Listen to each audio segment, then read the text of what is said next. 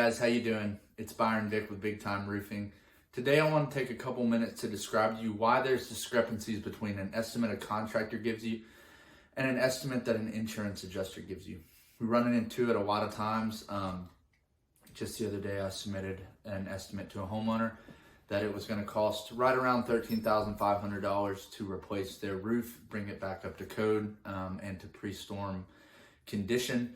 The insurance adjuster submitted an estimate that was around $9,000. And the reason, upon further investigation, is quite frankly the insurance companies just leave stuff out, whether it's through malice, malintent, or just negligence, or incompetence. It happens. They'll do things like include one line item that says remove 3-tab composition shingles, and it'll have your waste, your dumpster, your underlayment, your ridge cap, everything included as one line item, and one unit price. And they'll say, oh, it's all included in this. And that's just not the case. Both contractors and insurance companies use software called Xactimate. This is a system that takes all of the insurance pricing and contractor pricing for a specific zip code and puts it into an average and then spits it out when you attach that line item in an estimate. So, the homeowner says, well, you came in higher than the insurance company. And I say, no, the insurance company came in lower than me. And then it's really quite simple to explain, what's going on.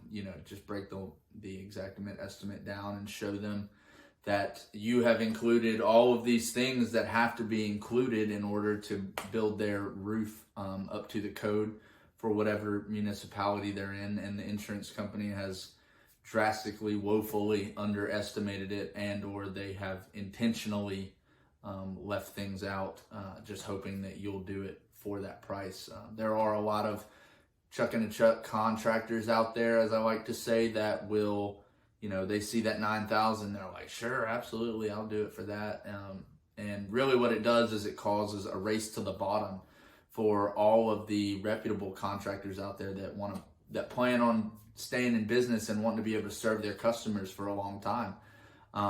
For anyone out there that owns a business or works in business, or just homeowners in general, that companies at the end of the day have to make a profit. And so if the estimate from the insurance company is just woefully inadequate, it's very hard for roofing contractors to continually give you that amount of service that they want to. So that's why you'll see discrepancies in what a roofing contractor estimates the cost of it to be and what an insurance company estimates the cost to be. There's probably missing line items. There's probably missing scope items. They probably have not included things that have to be installed, for new codes, because most roofs are, 15 years plus older when they're getting, a new roof. So codes were older back then. They have new codes now. So to wrap it all up, if your contractor has an estimate that's higher than an insurance estimate, even if it's much higher, give your contractor the benefit of the doubt. Ask him to explain why it is. And 9 times out of 10, it's going to make a lot of sense to you. Hope you guys have a great day. Thanks.